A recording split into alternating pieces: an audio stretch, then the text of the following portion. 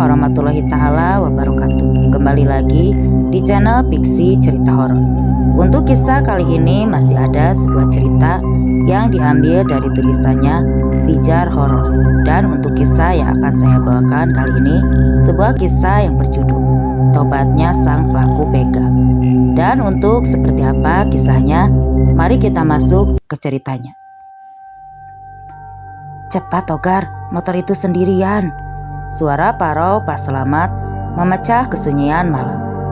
Di bawah temaram lampu jalan, sosok berjaga hitam itu berdiri tegak di pinggir jalan kawasan industri Margomulyo. Angin membawa bau oli dan debu pabrik yang bercampur dengan aroma dingin dari aspal basah sisa hujan sore tadi. Togar, pria berambut cepak dengan luka lama di pipi, mengangguk cepat. Siap Pak Selamat. Kayaknya anak muda tuh motornya baru, mulus banget. Jangan banyak ngomong. Setelah Benny, si paling muda di antara mereka, sambil merapatkan hoodie abu-abunya. Gue yang nyambut duluan. Pak Selamat menoleh tajam. Ingat omonganku, kita kerja bersih, cepat, gak ada darah. Kalau bisa, kita bukan hewan. Ketiganya segera bersiap. Dari kejauhan suara knalpot motor metik mendekat. Makin jelas dan makin dekat. Jalanan itu sepi, hanya 2 truk parkir jauh di sisi kiri. Pak Selamat berdiri di tengah jalan, pura-pura menunduk memperbaiki rantai motor yang sebenarnya tidak rusak sama sekali. Pemuda itu melambat heran. Saat ia menurunkan gas, Togar muncul dari balik semak sambil menodongkan pisau. Turun, Lek, cepat. Pemuda itu kaget, tangannya refleks memutar gas. Tapi Benny sudah menghadang dari depan. Turun, bro, jangan bikin repot. Wajah pemuda itu pucat. Saya cuma mau pulang, mas. Tolong jangan sakiti saya. Selamat berdiri perlahan, tatapannya dingin, suaranya berat dan tenang. Gak usah banyak alasan. Kunci motor taruh cepat di tanah. Tangan si pemuda gemetar saat menurunkan kunci dan dompet. Tapi ketika Benny meraih kunci, pemuda itu mendorongnya keras, lalu berusaha melarikan diri. Bajingan, seru Benny. Pisau di tangannya melayang, tapi hanya mengenai jaket korban. Togar mengejar, tapi pemuda itu sempat berlari beberapa meter sebelum tersandung batu di tepi jalan. Pak Selamat mendekat dengan langkah berat. Sudah kubilang, jangan bikin repot. Pak Selamat menatap pemuda itu yang kini merangkak, memohon. Air mata bercampur debu di pipinya. Mas, tolong saya masih punya ibu di rumah. Jangan ambil motornya, itu dari hasil kerja saya sendiri. Selamat berhenti sejenak. Ada sesuatu di suara pemuda yang mengguncang dadanya. Tapi sepersekian detik sebelum Togar bersuara dari belakang. Ayo mbah, cepetan, truk bisa lewat. Desakan itu membuatnya kehilangan kendali. Pisau di tangannya bergerak refleks cepat menusuk dada kiri korban. Sekali, lalu 2 kali. Pemuda itu terdiam, napasnya tersisa 1 helaan. Darah mengalir pelan ke aspal, menetes seperti hujan kecil di malam yang dingin. Benny menelan ludah keras-keras. Gawat Pak Selamat, lu kebablasan. Pak Selamat berdiri tegak, wajahnya kaku. Ambil motornya cepat. Tanpa menengadah lagi, ia menaiki motor hasil rampokan itu dan melaju bersama anak buahnya, meninggalkan tubuh yang masih hangat di pinggir jalan. Beberapa jam kemudian, di rumah kontrakan sempit di daerah Tambak, 3 pria itu duduk mengitari meja reo dengan tumpukan uang lusuh di atasnya.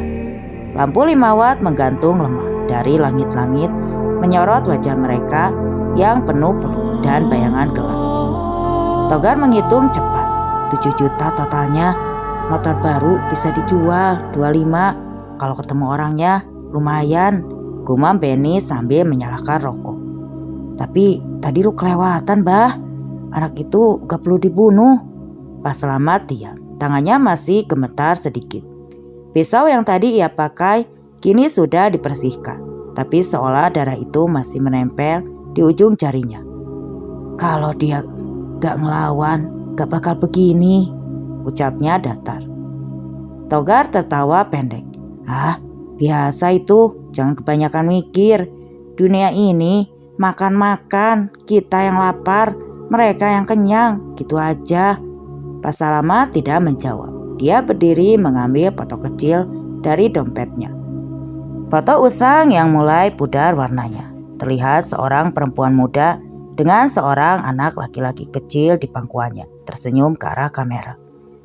Bu Laila dan Rian sudah 19 tahun. Dia tidak melihat mereka secara langsung. Terakhir kali ia pulang, Rian baru belajar menulis namanya sendiri di tanah. Anakmu udah gede sekarang ya, suara Togar memecahkan lamunan. Selamat mendongkak. Iya, mungkin udah 20 tahun sekarang. Udah bisa bantu kerja tuh. Selamat hanya tersenyum tipis. Tapi di balik senyum itu ada sesuatu yang berat, seperti beban yang menekan dada. Gue gak nyangka, ucapnya pelan.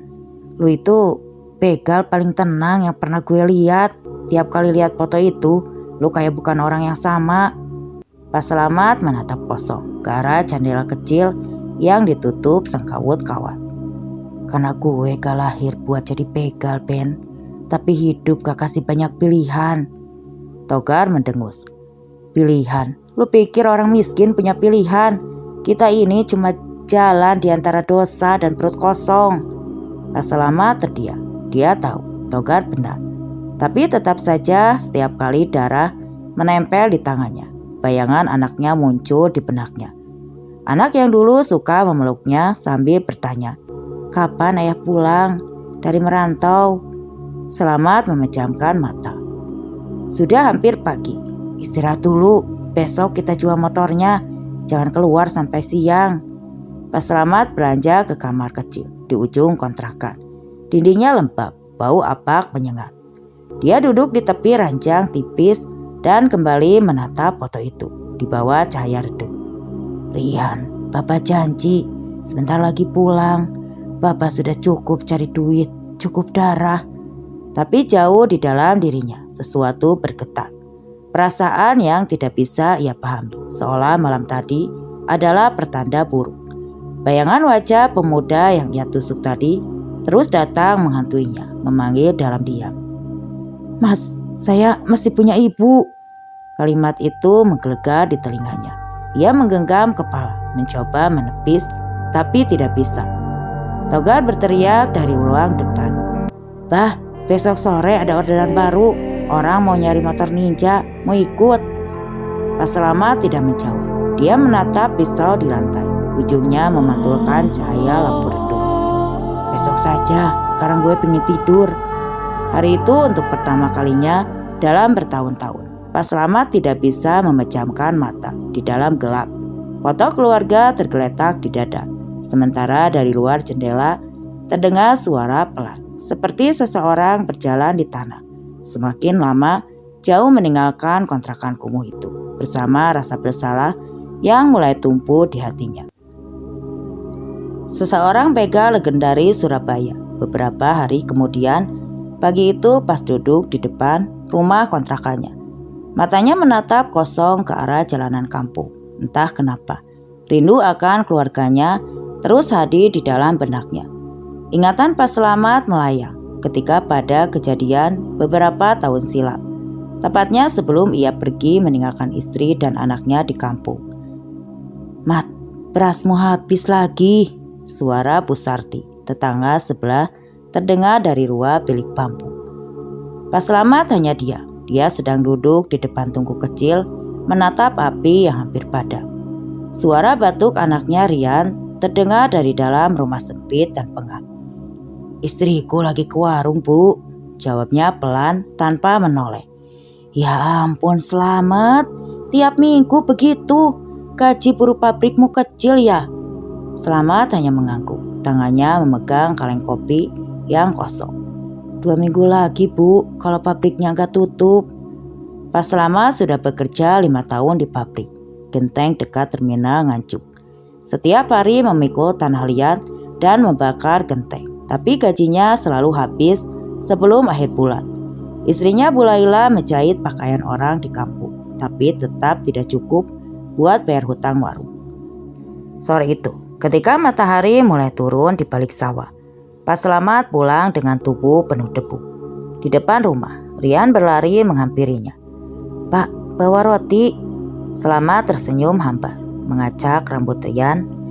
"Maaf nak, besok ya. Hari ini bapak belum gajian." Rian menunduk lalu masuk ke rumah. Dari dalam, Bu Laila menatap suaminya yang duduk di tangga bambu. "Kapan kita keluar dari keadaan ini, Pak?" Selamat mendesah. "Aku juga gak tahu, Bu. Kalau terus begini, kita gak akan bisa nyekolahin Rian." Selamat terdiam. Di wajahnya ada lelah yang dalam. Bukan karena kerja, tapi karena harga diri yang terkikis. Malam itu, Pak Selamat duduk di warung kopi dekat terminal. Lampu petromak berayun menggantung di antara asap rokok para supir. Pak Selamat menatap secangkir kopi hitam yang sudah dingin. Dari arah belakang, seseorang duduk di bangku sebelahnya. Pria bertubuh besar, memakai jaket kulit dan kalung rantai. "Masih ingat aku, Mat?" Pak Selamat menoleh, mencoba mengingat. Togar, astaga, kau kemana saja? Dulu kan satu kampung sama aku." Togar tertawa keras. "Iya dulu, sekarang aku di Surabaya, udah kerja serabutan.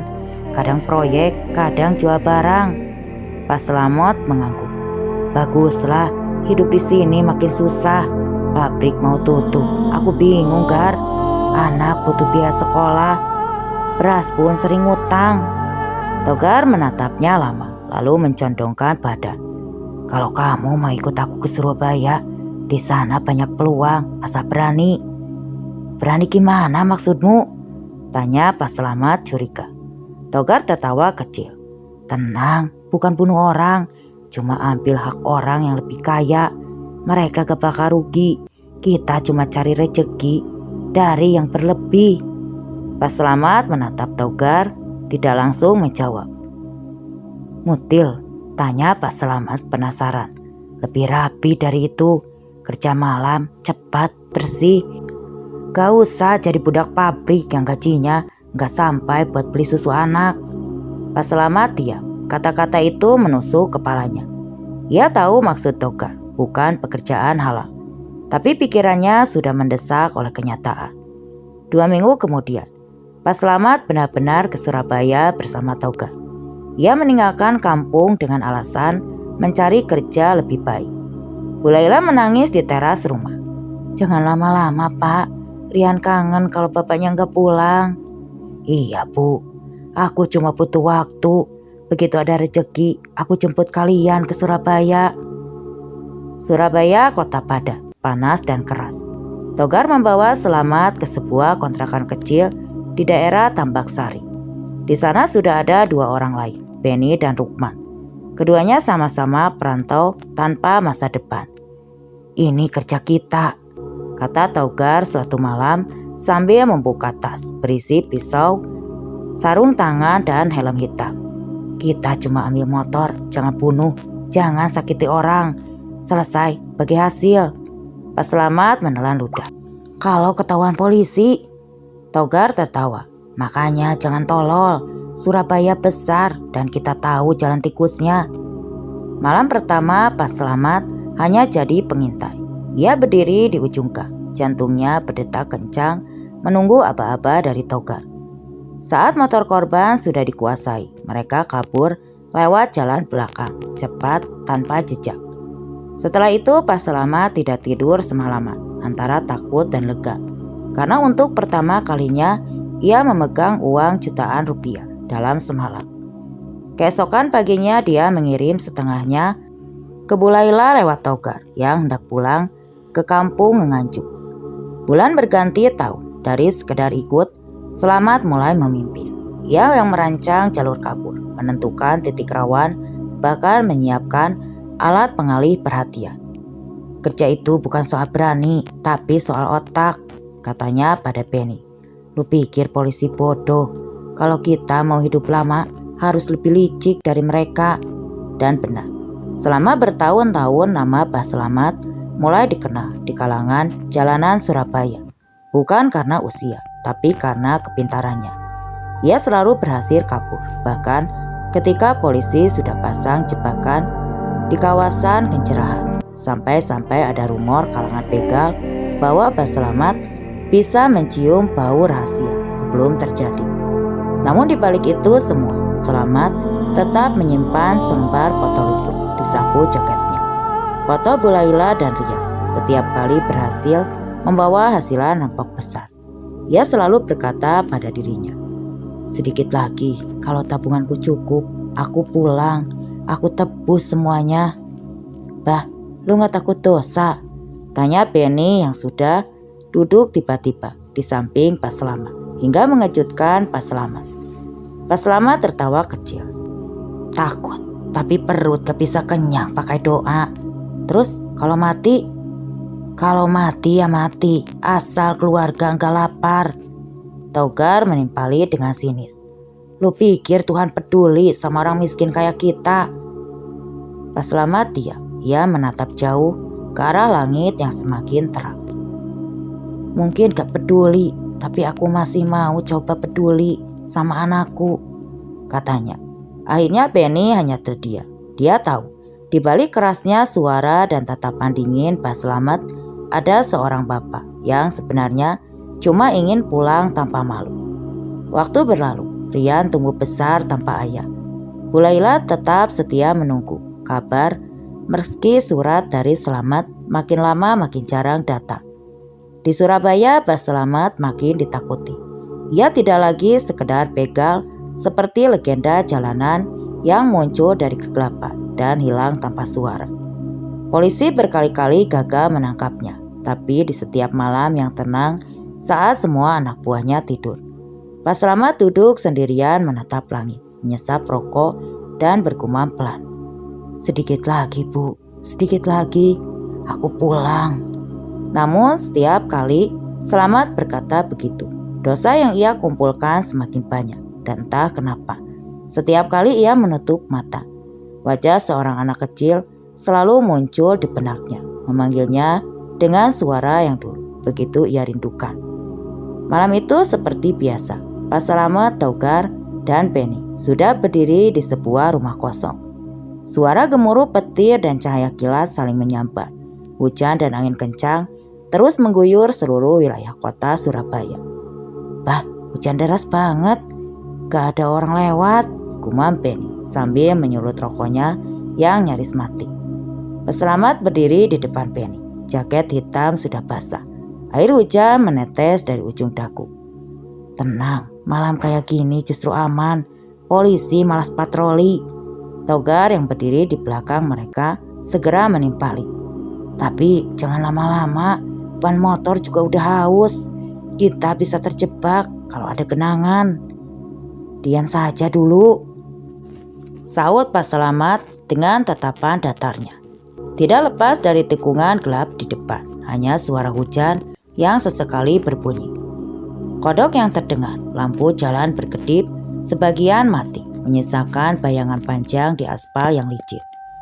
Beberapa menit berlalu, dari kejauhan suara knalpot matic terdengar pelan. Slamet mengangkat tangan. Itu dia Penny. Si Penny siap di depan, Togar jaga di belakang. Ingat, jangan bodoh. Mereka menunduk menunggu motor itu mendekat. Pak Slamet berjongkok, pura-pura membetulkan rantai motornya.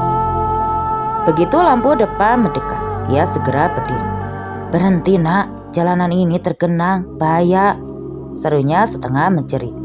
Pemuda itu menurunkan kecepatan, menatapnya curiga. Kenapa Pak? Saat itulah Togar muncul dari samping jalanan, mendongakkan pisau. Turun cepat. Pemuda itu kaget, memundurkan motornya. Tapi Penny sudah memotong arah di belakang. Cepat turun bro, gak usah banyak gaya. Pemuda itu terlihat panik. Mas, jangan begini. Tolong, saya cuma mau pulang dari kerja. Slamet mendekat, suaranya rendah dan tajam. Turun, taruh kunci motor di tanah, cepat. Jangan bikin aku ngomong 2 kali. Pemuda itu menatap mereka bertiga. Hujan deras menutupi wajahnya, tapi matanya tampak penuh ketakutan. Dengan tangan gemetar, ia menurunkan kunci motor. Ini mas, ambil saja, tapi tolong jangan sakiti saya. Benny sudah melangkah untuk mengambilnya, tapi Togar menahan. Cek dulu dompetnya. Pemuda itu spontan mundur 1 langkah. Mas, udah, saya cuma mau pulang. Tolong jangan. Dan sebelum kalimat selesai, Togar mendorongnya kasar. Pemuda itu jatuh ke tanah. Ia bangkit lagi. Lalu dengan nekat menendang tangan Togar hingga pisau itu terjatuh. Bajingan! Maki Togar mencoba merebut pisau yang terlempar. Benny ikut maju, tapi terpleset di genangan. Situasi jadi kacau. Selamat maju berusaha menenangkan. Udah, cukup. Ayo, cabut saja. Namun pemuda itu sempat meninju bahunya. Refleks Selamat mengayunkan tangan. Pisau kecil yang sejak tadi ia genggam menembus dada pemuda itu. Suara teriakan tertelan hujan. Tubuh korban linglung, lalu jatuh terduduk di tanah becek. Darah bercampur air mengalir, membentuk aliran merah yang terbawa ke parit. Benny menatapnya dengan mata membesar. Astaga mbah, lu nusuk dia. Selamat mundur 1 langkah, napasnya tersengal. Dia yang nyerang duluan. Anak itu udah gak bergerak bah. Gimana ini? Teriak Togar panik. Selamat menatap tubuh di depannya. Mata pemuda itu masih terbuka. Menatap kosong ke arah langit. Mulutnya bergerak pelan. Seolah masih ingin mengatakan sesuatu. Mas, saya mau pulang. Suara itu lirih, tapi cukup untuk membuat Pak Selamat membeku. Air hujan jatuh deras di wajah pemuda itu. Tapi Pak Selamat tahu, yang mengalir di pipinya bukan air. Ada darah, ada dosa. Cepat angkat motornya, kita harus pergi. Togar menarik lengan Pak Selamat, tapi pria itu tidak bergerak. Bah, cepetan. Pak Selamat tersentak. Ia naik motor korban, memacunya dengan kecepatan tinggi, meninggalkan jalan yang kini hanya berisi tubuh kaku yang dingin di bawah hujan. Mereka baru berhenti di kontrakan sekitar jam 2 dini hari. Benny menendang pintu, lalu melempar helmnya ke lantai. Gila mbah, lu bunuh orang lagi. Pak Selamat duduk di kursi rotan tua, masih terperangah. Bajunya basah, lengannya berlumuran darah, lumpur, dan noda merah yang sama. Dia yang mulai duluan. Suaranya nyaris tidak terdengar. Togar menatapnya tajam. Mulai atau enggak, sekarang dia mati. Lu sadar enggak? Polisi pasti nyari. Apalagi ini kedua kalinya ada korban. Diam dulu, potong Pak Selamat. Dia menatap pisau di atas meja. Pisau kecil dengan noda yang belum sempat kering. Besok gue buang ini ke sungai. Keheningan mengisi ruangan. Hujan masih turun di luar, menetes lewat atap bocor.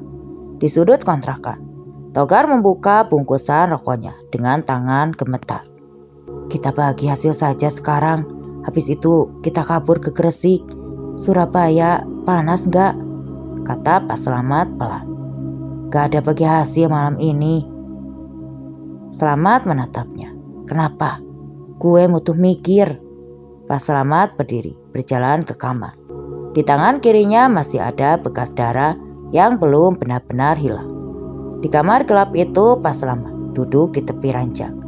Angin malam masuk lewat celah dinding. Ia memejamkan mata. Tapi bayangan wajah pemuda tadi muncul lagi. Mata lebar, napas terengah, dan suara teriakan yang memohon. Saya mau pulang. Selamat membuka matanya lagi. Napasnya berat. Pulang, gumamnya sendiri. Kata itu seperti pisau lain yang menancap di hatinya. Pak Selamat menatap foto kecil di saku jaketnya. Foto Ibu Laila dan Ria beberapa tahun. Aku janji mau pulang, tapi tidak pernah bisa. Tiba-tiba suara depan pintu dibanting. Sial! Teriak Togar dari arah luar. Gue gak mau ikut ditangkap. Besok gue pergi mbah. Gue udah cukup. Benny berteriak dari luar kamar. Lo gak sendirian bunuh dia. Kita semua di TKP. Jangan tinggalkan kita. Togar menyala lagi. Lo pikir gue mau mati gara-gara lo?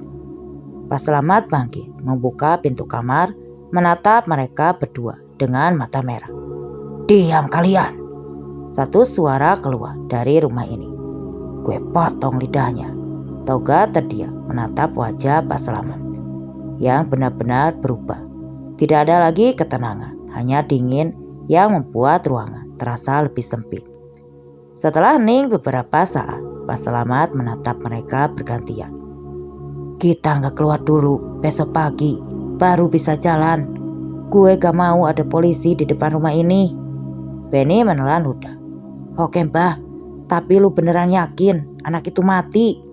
Pak Selamat tidak menjawab. Ia hanya memejamkan mata sebentar, lalu berbalik masuk ke kamar. Dalam kegelapan dia berbisik, pelan, hampir seperti orang berdoa. Kalau ini harga yang harus aku bayar, semoga cuma aku yang menanggungnya. Hujan terus turun sampai menjelang pagi, dan di antara gemuruh langit, suara motor terakhir yang ia rebut malam itu masih terngiang, seolah mesin itu membawa pergi seluruh ketenangan yang tersisa di dalam hidup Pak Selamat. Pagi itu turun dengan begitu cepat. Hujan yang mengguyur kota sejak semalam sudah mulai mereda. Aroma tanah basah dan daun kering tercium begitu pekat. Udara di luar terasa begitu dingin. Di dalam rumah Pak Selamat masih tidur di dalam kamarnya. Bah, ada telepon bah. Suara Benny lirih dari luar kamar. Pak Selamat terbangun dari tidurnya. Ia duduk di sisi ranjang, rambut acak-acakan, matanya merah. Pak Selamat baru bisa tidur saat subuh. Matanya menatap lantai, tepatnya ke arah pisau yang kini tergeletak di ember berisi air.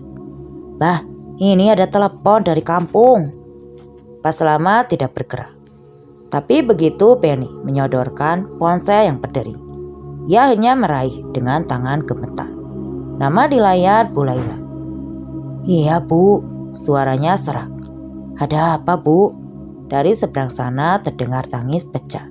Pak, Rian anak kita Pak. Rian, ada apa dengan Rian Bu? Apa dia sakit? Rian dibunuh Pak. Dia dibegal waktu mau ke Surabaya. Selamat membeku. Apa? Dia berangkat semalam naik motor yang baru saja aku belikan dari uang yang kamu kirim beberapa hari lalu. Katanya dia kangen sama kamu Pak. Dia mau cari bapak di Surabaya. Tapi orang bilang dia dibegal Pak, dirungkut.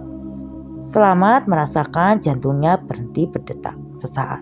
Suara gemuruh angin di luar seolah senyap. Dia jadi hening. Bu, kamu bilang apa tadi? Suaranya nyaris tidak keluar. Rian dibegal di mana? Rian dibegal di Rungkut, Pak. Bu Laila mengulang ucapannya. Pak Selamat tidak menjawab. Tangannya bergetar, membuat ponsel yang ada di tangannya nyaris jatuh. Tubuhnya kaku beberapa saat. Jenazahnya sekarang sudah di rumah. Tolong pulang, Pak. Tolong pulang. Telepon tiba-tiba terputus. Tubuh Pak Selamat seketika linglung, terjatuh di lantai. Pak Selamat tidak menyangka jika korbannya kali ini adalah putranya sendiri. Benny menatap wajah Selamat yang tiba-tiba pucat pasi. Kenapa Mbah? Ada apa? Pak Selamat menatap kosong ke lantai. Korban semalam adalah anakku sendiri. Suasana langsung beku. Tidak ada yang berani bicara. Togar yang baru keluar dari dapur menatapnya bingung. Lu ngomong apa barusan? Selamat berdiri perlahan. Wajahnya seperti kehilangan nyawa. Anak itu Rian, anak gue sendiri. Benny mundur selangkah. Gila Mbah, jangan bercanda kayak begitu. Aku tidak bercanda. Dia mau nyari aku ke Surabaya. Aku yang bunuh dia. Ponsel di tangan terjatuh karena tangan Selamat bergetar hebat. Togar mencoba mendekat, tapi Selamat menepisnya. Jangan sentuh aku. Pak Selamat menatap tangan kanannya yang masih menyimpan luka kecil dari semalam. Luka yang sekarang terasa membakar sampai ke tulang. Beberapa jam kemudian, Pak Selamat sudah di atas bus tujuan Nganjuk. Sepanjang perjalanan Pak Selamat diam. Hujan gerimis menetes di atas jendela. Tapi pikirannya penuh dengan suara yang sama. Mas, Saya mau pulang. Pak Selamat menggenggam jaketnya. Tangannya merogoh dompet yang ada di dalam saku jaket. Perlahan Pak Selamat mengambil foto lama yang masih ia simpan dengan rapi.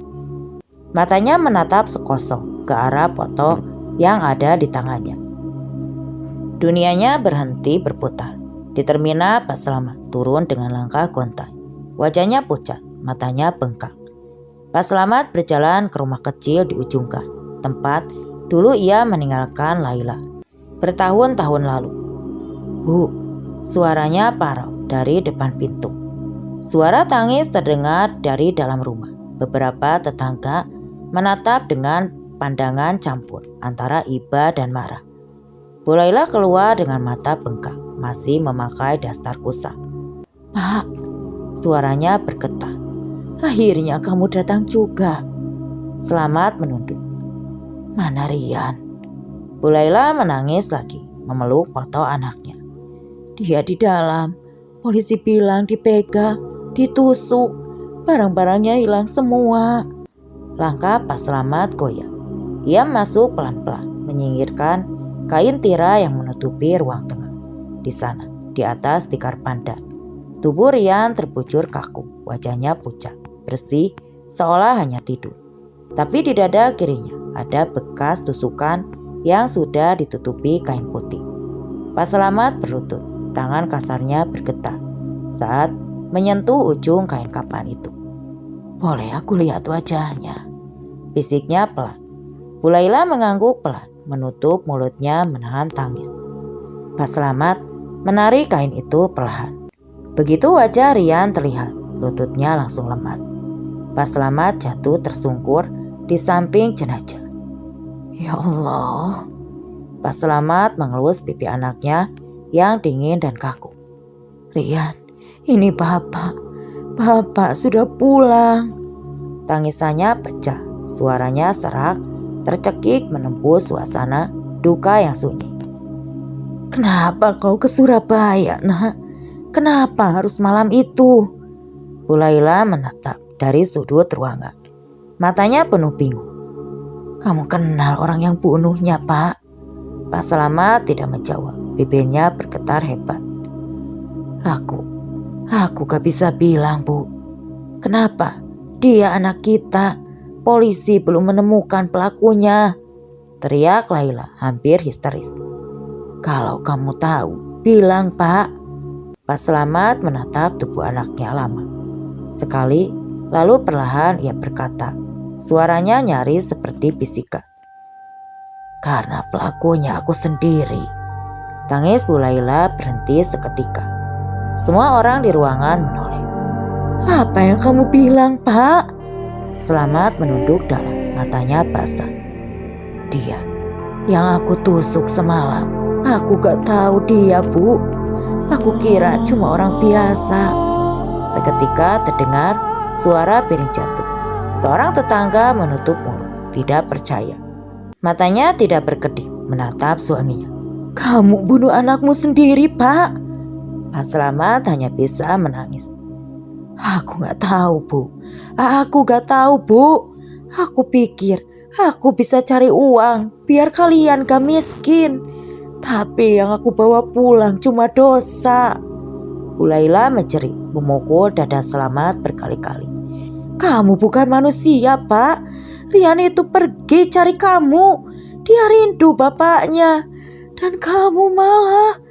Bu Laila tidak sanggup melanjutkan. Ia jatuh terduduk, menutupi wajahnya dengan kedua tangan. Pak Selamat memeluknya, tapi Bu Laila menepis kasar. Jangan sentuh aku. Pergi dari sini, Pak. Pergi. Pak Selamat terdiam. Tangannya menggantung di udara. Tidak tahu harus berbuat apa. Dari luar terdengar suara azan duhur yang menggema. Suara itu terasa seperti cambuk di telinganya. Pak Selamat berjongkok di samping jenazah Rian, lagi menggenggam tangan dingin anaknya. Maafkan Bapak, Nak. Maafkan Bapak. Air matanya jatuh satu persatu ke kain kapan. Kalau Bapak bisa tukar tempat sama kamu, Bapak mau, Rian. Bapak ikhlas, Nak. Pemakaman sore itu berlangsung di bawah langit mendung. Warga sekitar hanya berbisik-bisik.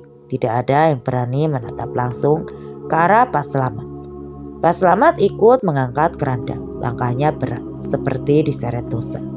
Ketika liang lahat digali, hujan turun rintik-rintik. Pak Slamet berdiri di sisi kubur, memegang segenggam tanah.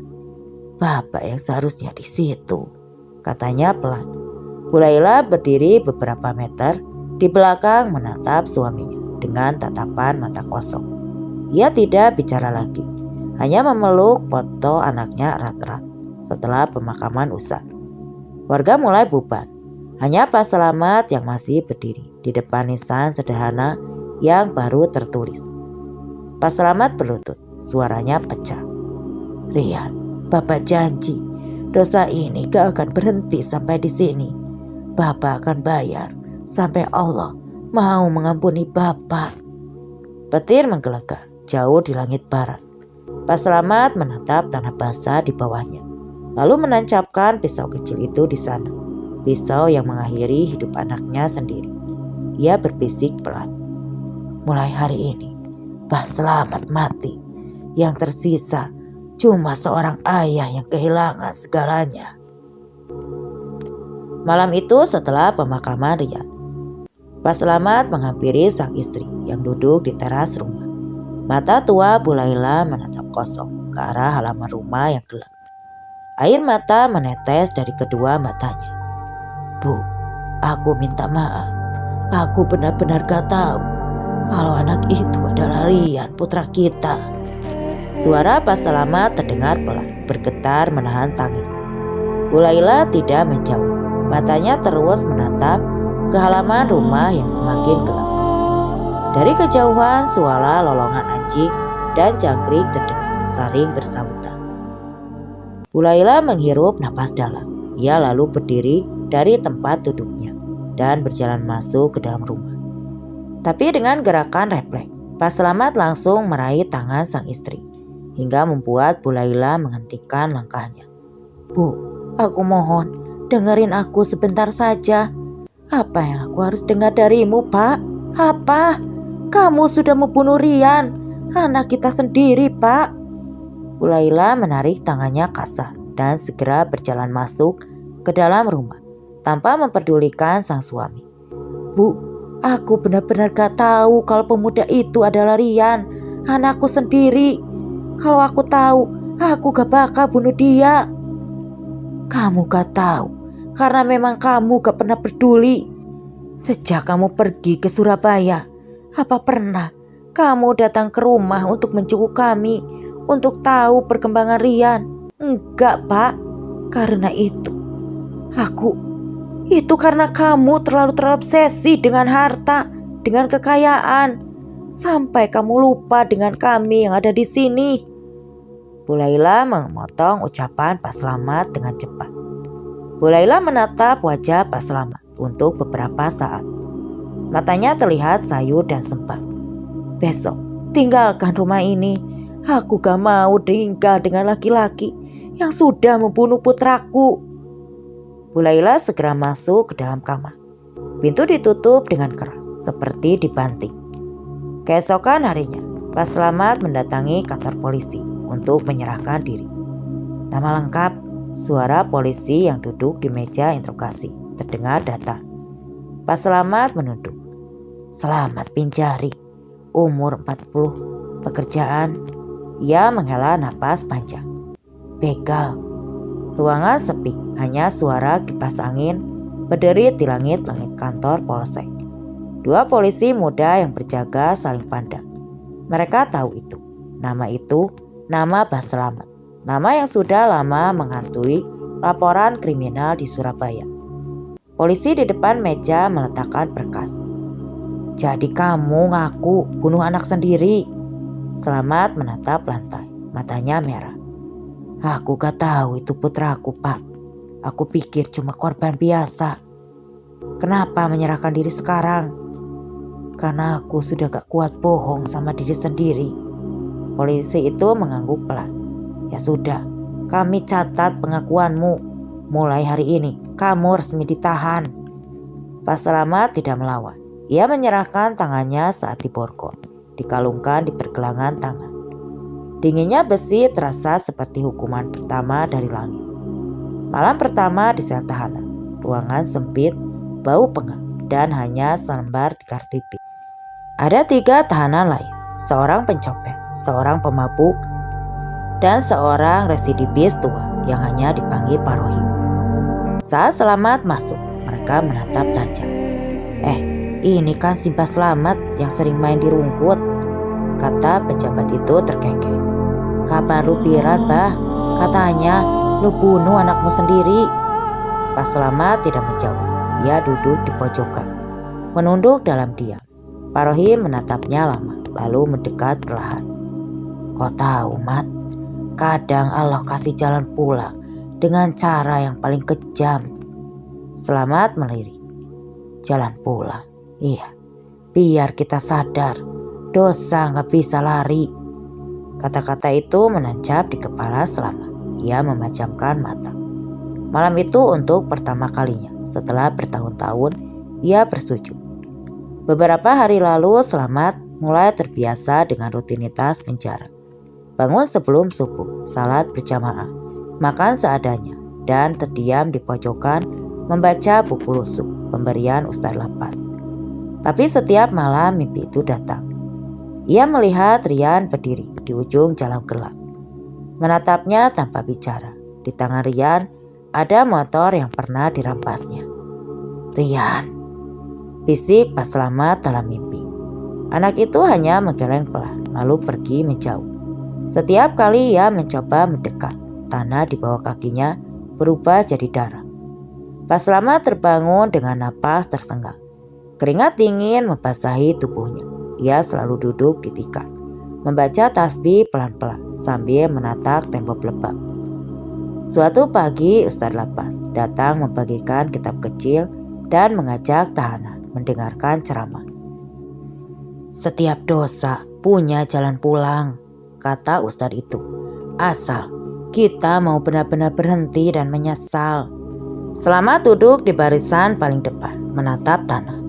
Kalau ada di antara kita, di antara kalian yang pernah mengambil nyawa, ingatlah, Allah bukan tidak tahu, tapi Dia menunggu kapan kalian berhenti berlari. Air mata jatuh dari mata Pak Selamat. Ia tidak sanggup menahan perasaan sesak yang menumpuk di dadanya. Setelah mengaji selesai, Ustadz itu menghampirinya. Pak Selamat, boleh saya tanya? Pak Selamat menunduk. Silakan Ustadz. Kenapa kamu sampai di sini? Pak Selamat menghela napas berat. Karena aku bunuh anakku sendiri.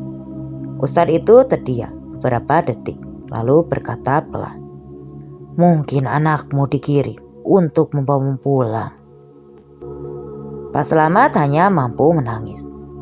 Kalau begitu, aku sudah membuat dia menderita 2 kali.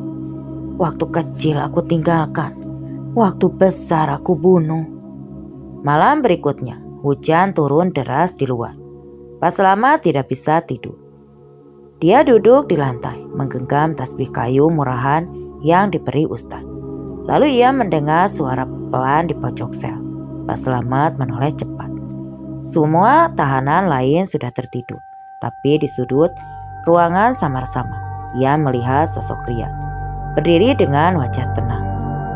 Rian, nah, kamu beneran Rian anakku. Anak itu tersenyum tipis. Bapak udah nyusahin diri cukup lama. Air itu mengalir di pipi Selamat. Bapak gak tahu, nak. Bapak pikir kamu cuma orang lewat. Andai Bapak tahu. Rian menatapnya lembut. Aku udah maafin Bapak, tapi jangan berhenti di sini. Bapak harus hidup untuk menebus yang belum selesai. Selamat terisak. Apa yang belum selesai, nak? Gak apa-apa. Buat aku, buat diri Bapak, buat semua yang sudah Bapak sakiti. Lalu sosok itu perlahan memudar. Dan Pak Selamat menjerit lirih. Rian, jangan pergi, nak. Nak, jangan tinggalin Bapak. Para tahanan terbangun mengira dia kesurupan. Pak Rohim memeluk bahunya. Sudah Mat, kalau dia datang, itu andaikan kau didengar. Hari-hari berikutnya, Pak Selamat jadi sosok yang disegani di penjara. Bukan karena masa lalunya, tapi karena ketenangannya. Oke teman-teman, sekian untuk kisah kali ini. Semoga apa yang saya bawakan dalam kisah ini dapat dijadikan pembelajaran kita semua. Dan untuk yang baru gabung, terima kasih atas hadirnya. Wassalam.